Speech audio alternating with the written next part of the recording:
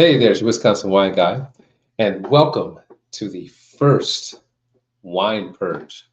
Now, for those who haven't watched the video, for those who are seeing this video for the first time, I created what's called a wine purge, in which I have all these wines. I don't drink as much wine as I used to. Man, there was a time when I had a collection of 2,000, a little over 2,000 bottles of wine, different vintages, and I used to throw these Easter parties. And at these Easter parties, I always do tapas or appetizers. It'd be like a 6, 7 hour spread, different things each time. And I would allow guests to go down to my basement wine cellar and pick out any bottle. I don't care what it is. I don't care what vintage it was from. Just pick out any bottle. For me, it was the only way I was able to drink some of those wines. And it's because, you have those wines that you bought a dozen bottles and you've been drinking over the years. Like, oh my God, this is so good. You get down to that last bottle, all right, and you don't want to drink it. So this Easter parties allowed me to have a chance to try those wines and also have a group of people I can share those wines with. So now that kind of started the concept of the wine purge, but it wasn't called the wine purge then. That didn't take place until this year, 2024, when I started thinking more about it with the wines. I don't have 2,000 bottles of wines now. Now I may have like a few hundred bottles of wine, but it's still just myself. So now I decided to share these bottles of wine with you, some through a video, some through going live with others on the show, and they can share their wines. Hence, the wine purge was created. All right. And what this is that, so for wines that I have in my collection that are 10 plus years old, I'm going to work to bring those to present. So we are 2024, right? So 10 years is going to be 2014. Well, I have wines that go beyond 2014. So I'm going to go through and purge those wines, open them up, and you get a chance to hear a little bit about the winery, hear a little bit about this wine's journey when it came into my possession to where it is today. I'm going to decant a little bit of it, and some I'm just going to have it straight out of the glass, and we're going to have fun with this. So welcome to the wine purge, and I'll give you some insight on what I thought about the wine then versus what I'm thinking about the wine now, and did it age gracefully? And again, when I tell you about that journey, that's where the mystery is going to come in at. So without further ado, our first wine purge is going to be Jarvis Estate Wines out of Napa Valley. 100% estate grown. And this is going to be the Cabernet Sauvignon Reserve 2005. So, you see what I'm talking about? This is a 2005. As you can see, it's beyond 10 years old. And you probably can't get a look at some of the sediment in the bottle. I mean, it's a beautiful bottle. I do like the wax top. So that pretty much protected for any air from getting inside or cork shrinkage, anything like that. So that was protected. Now it's just a matter if I did well with aging this bottle of wine. So, but first, you can see in the video that we have a slide showing of Jarvis Estate wine. So I wanted to have you learn about Jarvis Estate Winery from their own words. So let's get that started so we can get to the part of tasting this delicious wine. 1,200 feet above the city of Napa, in the mountains bordering the valley's east side, sits Jarvis Estate, seemingly a wine region unto itself. My parents, William and Leticia Jarvis, purchased the 1,320-acre estate with the vision of making world-class wines. Their commitment to this dream led them to excavate a 45,000 square foot cave and create the world's first entirely subterranean winery. Today, as second-generation vintner, I uphold my family's commitment to uncompromising excellence as I carry our legacy into the future.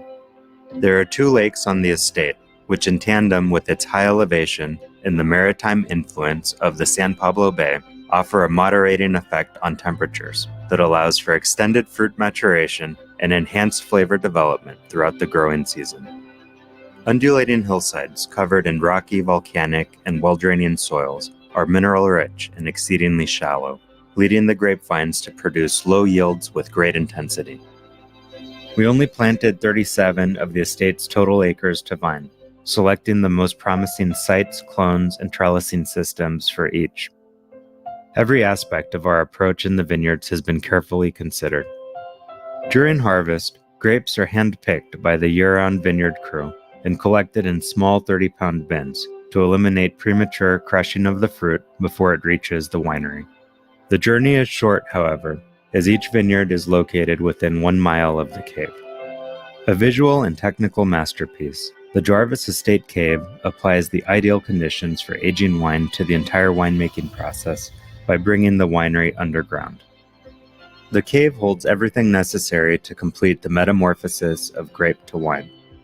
Jarvis wines are only released when our family-led winemaking team feels they are ready for enjoyment, which may be more than 5 to 10 years from their vintage date. Jarvis Estate wines are made from 100% estate-grown fruit.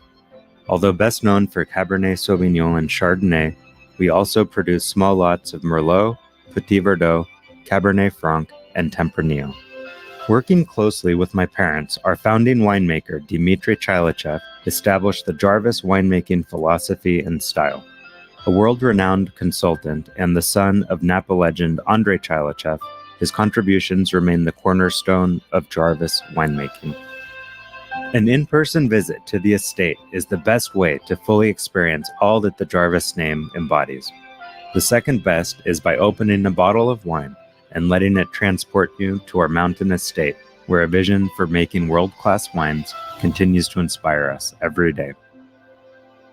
In the words of my father, William Jarvis, and founding winemaker, Dimitri Tchelistcheff, may this cave always be the home for great wines.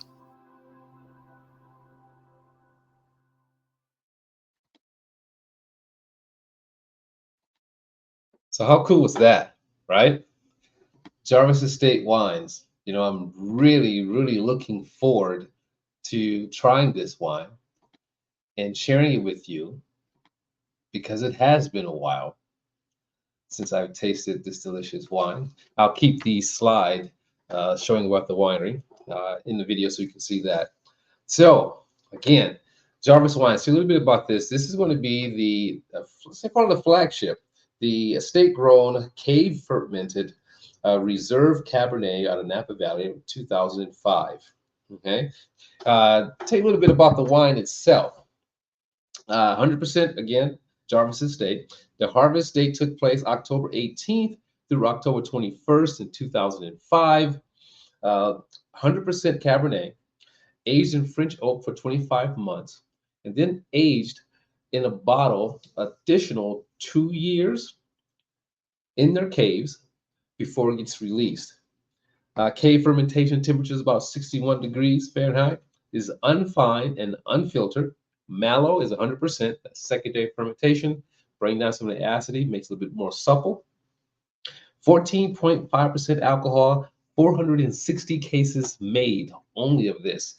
If you can find this, you're going to be lucky. All right. 94 points wine enthusiast, cellar selection at the time, and gold medal from the Beverage Tasting Institute, 93 points as well. Now, I'll put a link down in the bottom for the Jarvis Estate Winery, so you can have that. You want to go check out some of their other offerings, you know. But let's dig right into it. So let's talk about this wine's journey. So this wine, I have this wax cap. This wine was first introduced to me in the early 2000s. Let's see, I had my wine shop at the time when I first came across this wine. In fact, I attended a wine festival. It was called the Color Food and Wine event. And at the Color Food and Wine event, you know, you have access or exposure to so many different wines, you know, and doing one of their, what do you call it, their grand tasting, this wax isn't that easy to get off. They call their grand tasting. I went through and was tasting all these wines and came across this wine. It's like, oh my God, this is phenomenal. So I grabbed myself a few bottles of this wine so that I can keep on hand. And I did taste over the years. And some of my guests did have a chance during the Easter parties that I spoke about earlier, did have an opportunity to try this wine. And I had like 6 bottles, tasted at different points over the course of the years. And as I said, it did very, very well. Now, for this wine's journey, its original resting spot was inside of my basement cellar where I had it was, what do you call it? Concrete and wood, which kept it very, very cool. So the average temperature was about 55 degrees. So we get down to like 52. I kept the thermometer in there. If we get down to like 52 in the winter, and it would get as warm as 60, probably about the same temperature at their cave, 61 degrees.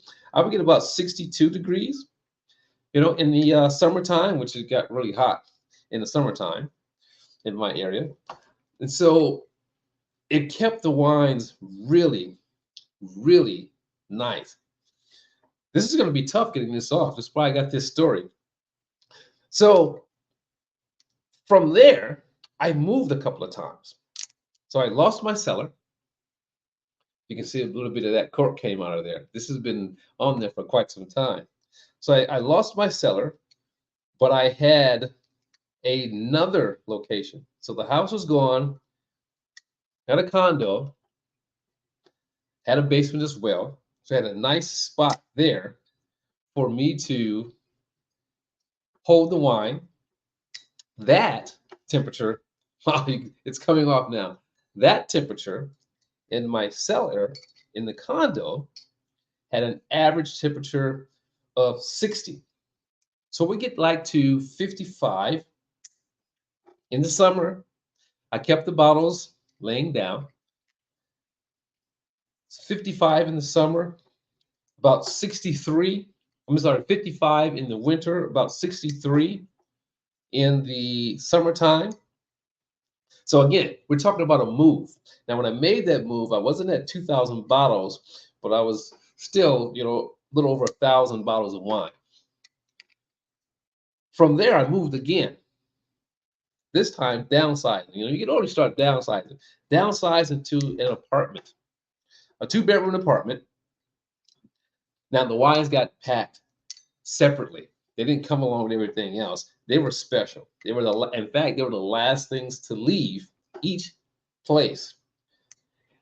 And being the last thing to leave, they went from their previous home to their new home, not sitting someplace until I got the chance to put them where they're going to spend their resting time. All right. I already had it picked out. So in my second bedroom in my apartment, there was one cool bedroom and a closet. And that's where those wines lived. That whole closet was dedicated to storing and preserving my wine. So we got that pretty much off. Okay, we're going to go through the cork, get that in. So now the wines are in a new home, was there for a few years, did another move. Okay. And by this time, at this move, here's the scary part, because you're hoping that, oh my gosh, I'm like shaking. Is this wine going to be all right? Because I'm telling you about this journey. After that move, a broken cork.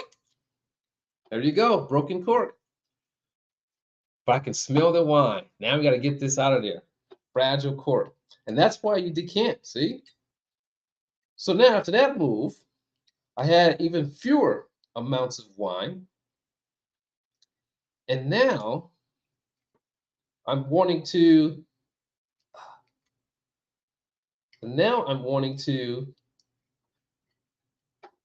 look at that. That cork is really busted. All right. So I'm showing you, this is all live. I'm showing you all this live so you can see. All right. Ooh, I can smell that wine. But that's why we're going to decant. And that cork smells really good. So There's no effect on the wine, which is pretty darn good, which is a miracle that that cork is good so far. I have just a little bit more. See if I can get that off very gently. So now we're at its last resting home, the wine. Ah, there we go. Its last resting home with this particular wine. Now, this is where, you have, they usually what they do when a wine is pretty old and they take a heating element to just cut the top of the neck off. Makes it a lot easier and keep the cork in there. So you won't have situations like this. But this is all a part of the fun, right? That we're showing you here. All right, so there we go. We're gonna have some cork. That's all right. So I got my Haley's cork in here that I'm gonna use to strain. Let me show you this. So there is a filter in the bottom of my Haley's corker, okay? And with that filter, it's gonna filter out a lot of this cork that's in the bottom of this wine. So that's gonna be very, very interesting. Let's see if we got it all out. Let's pour a little bit in the glass here. Okay, we got it out. We got sediment in here. I'm probably going to need an even finer strain for this, like a double strain. So let's go ahead and do a decant. Be right back here.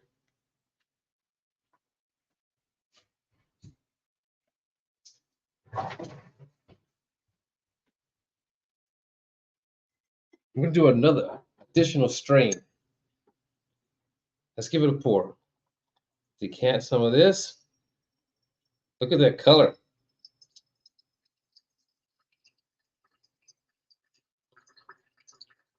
It smells wonderful. Okay? It smells absolutely wonderful. Simple twos. Now you can have a fancy decanter with fancy screens, or you can just simply have simple twos to do the same job. Okay? I'll do the same thing here. I'm going to pour some straight into the glass.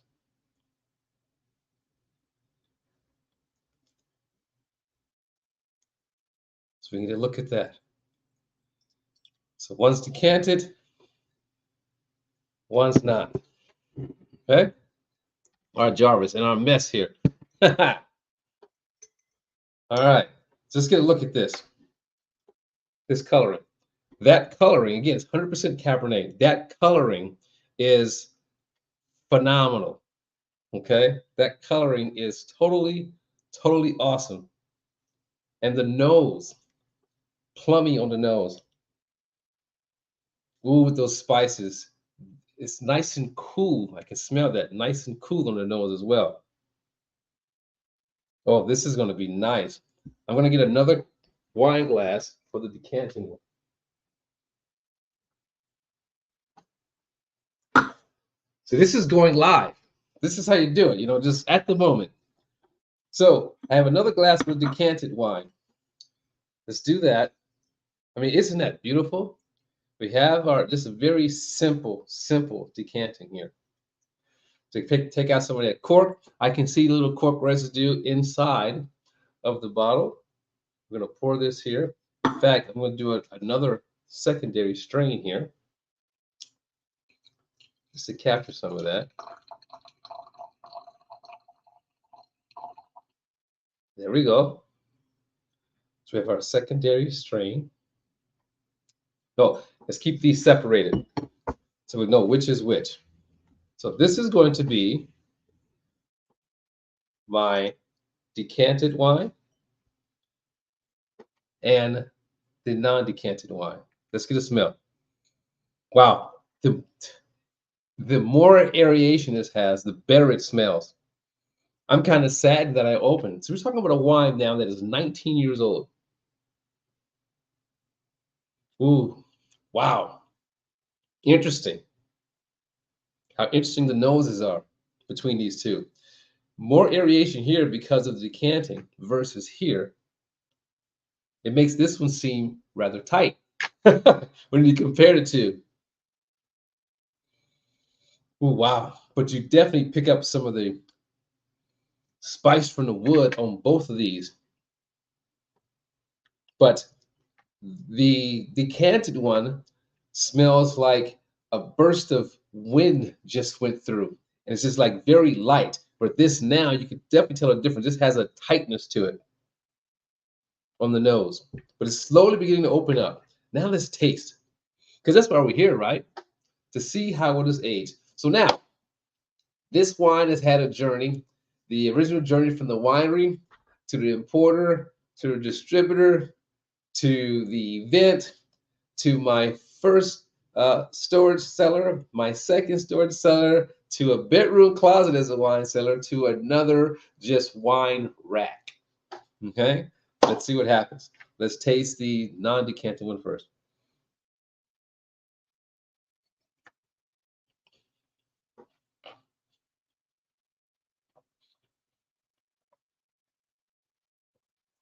Mm.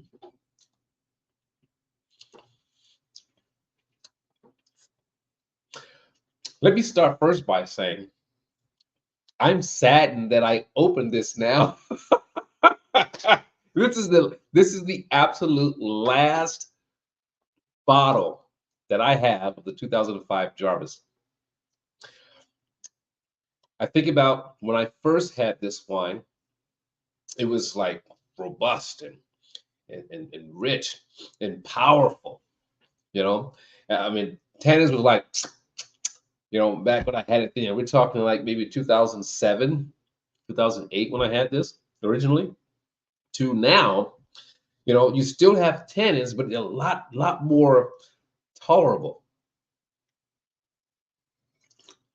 Mm. Flavor and fruit. It's dry and elegant. I mean, like, wow. 14% alcohol. You can get a slight burn. Slight, I mean, very slight. Definitely that finish, deep. Every time I suck in some air when I'm speaking, I can taste a plum. Wow. Now, plum is one of those fruits that, in my opinion, is very much associated with Cabernet. And it's very rare that you'll find it in certain Cabernets. But 100% Cabernet here. Mm. Definitely get the plum, barrel spice. Some ash. Wow, that's nice. I can't wait to taste the decanted one. And the coloring. Okay, you know how some wines age, it'll go like from a very deep purple or brick color, go to brick color, or make it like brownish. This here is garnet color. So it starts out, when I first had this, it had more of a reddish purple. Then it starts out with a rust color going down to a garnet color here. But the coloring is beautiful. And the more wine you have in a glass, the deeper, because that's a lot less wine, the deeper the coloring in the wine. So it's like rust, brick, or brick, you know, like a reddish brownish brick color. Let's say that. Coming down to a little bit of a garnet and ruby, like a combination. Wow, nice. Now let's taste this one. That nose is really open on this one here. Wow. Mm. Again, the spices come through more on this one compared to the first one. Nice fruit notes. Here we go.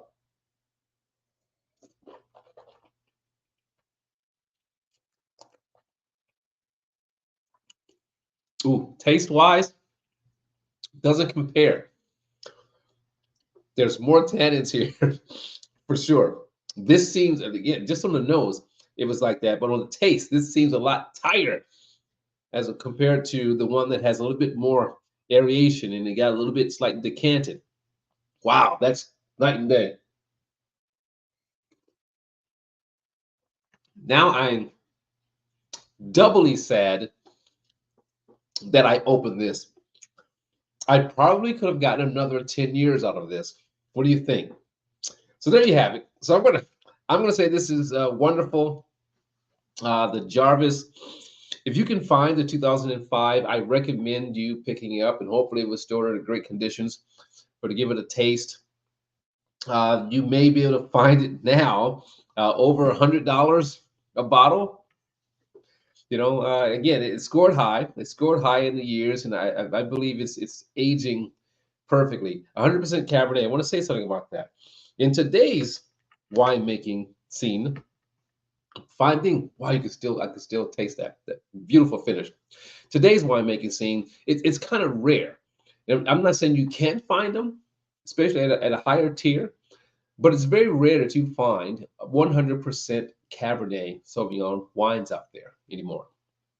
And when you find one, especially as beautiful as the Jarvis Estate, it's just a beautiful, beautiful thing, you know. And I say to a lot of the young people or that's coming into drinking wine or new people to wine now, I say, you know, I hope as you continue with your winemaking journey that you have the opportunity to taste some of these varietals in its purity, so you can truly get an understanding of sense of place and what it means and what it's about.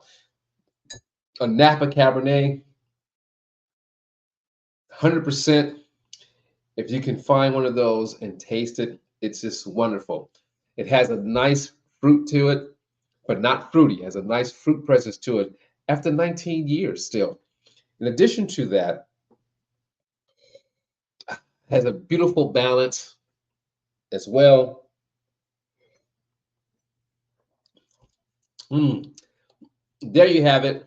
In fact, I want to come back and say something. When I first had this one, I got a little bit of a saltiness to begin with. But then it began, as it aired out, it begins to dissipate. All right, so it's a beautiful wine, 2005 Jarvis. Find it if you can find it. I'll put a link in the website. I believe the current vintage is probably a 2008, but it'll be a link in the website so you can check that out. And there you have it. It's your Wisconsin wine guy. Thank you for joining me on this purge. It gives me a reason to drink up some of my old wines or older wines bottles, and I'm looking forward to sharing more with you.